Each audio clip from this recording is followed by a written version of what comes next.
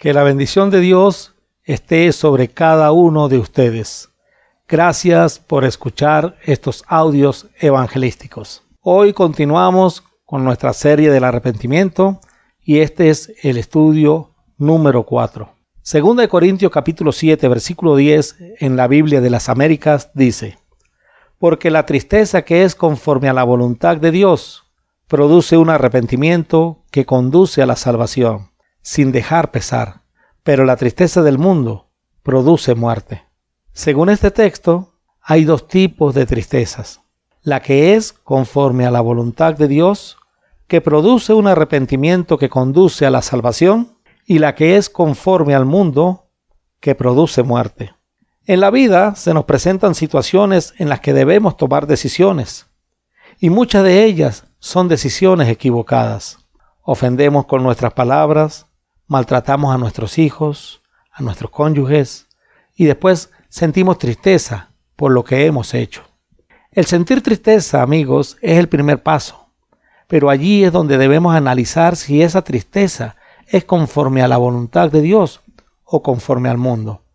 La diferencia radica en lo que éstas producen en uno.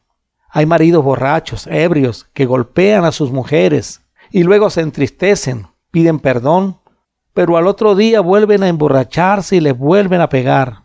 Esa tristeza que hay en ellos, cuando están sobrios, es una tristeza conforme al mundo que no produce ningún cambio, sino lo que produce es muerte, separación. Si esa persona desea que esa tristeza sea conforme a la voluntad de Dios y que produzca un arrepentimiento para salvación, debe hacer los correctivos necesarios. En este caso, debe dejar de hacer lo malo, dejar de beber licor.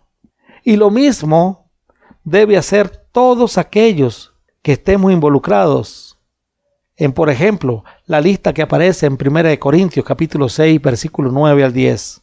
El factor común de todos esos que están en esa lista es lo que la Biblia llama pecado, que es infracción a la palabra de Dios.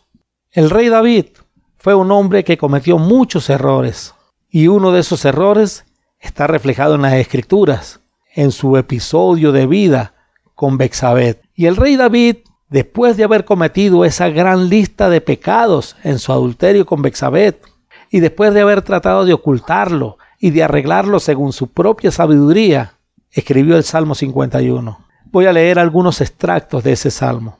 En el versículo 1 al 4 dice: Ten piedad de mí, oh Dios, conforme a tu misericordia, conforme a la multitud de tus piedades, borra mis rebeliones. Lávame más y más de mi maldad, y límpiame de mi pecado, porque yo reconozco mis rebeliones, y mi pecado está siempre delante de mí. Contra ti solo he pecado, y he hecho lo malo delante de tus ojos, para que seas reconocido justo en tu palabra y tenido por puro en tu juicio. En el versículo 7 dice: Purifícame con hisopo y seré limpio. Lávame y seré más blanco que la nieve. Hazme oír gozo y alegría, y se recrearán los huesos que has abatido. Esconde tu rostro de mis pecados, y borra todas mis maldades. Crea en mí, oh Dios, un corazón limpio, y renueva un espíritu recto dentro de mí. No me eche de delante de ti, y no quite de mí tu Santo Espíritu. Vuélveme el gozo de tu salvación, y espíritu noble me sustente. Y en el versículo 16, amigos, dice: Porque no quieres sacrificio que yo lo daría, no quieres holocausto. Los sacrificios de Dios son el espíritu quebrantado. Al corazón contrito y humillado no despreciarás tú, oh Dios. Amigos, Dios no desprecia el corazón que entristecido, conforme a su voluntad, quiere acercarse a Él. Y esa tristeza producirá arrepentimiento que conduce a la salvación, sin dejar ningún tipo de pesar. Amigo que me escuchas, el pecado es una ofensa contra Dios que repercute no solamente en nuestra vida, sino en aquellas personas que nos rodean. Isaías capítulo 1, versículo 16, estudiado anteriormente, dice: Lavaos y limpiaos, quitad la iniquidad de vuestras obras de delante de mis ojos, dejad de hacer lo malo, aprended a hacer el bien. Y en el versículo 18 dice: Venid luego, dice Jehová, y estemos a cuenta. Si vuestros pecados fueren como la grana, como la nieve, serán emblanquecidos. Si fueren rojos como el carmesí, vendrán a ser como blanca lana.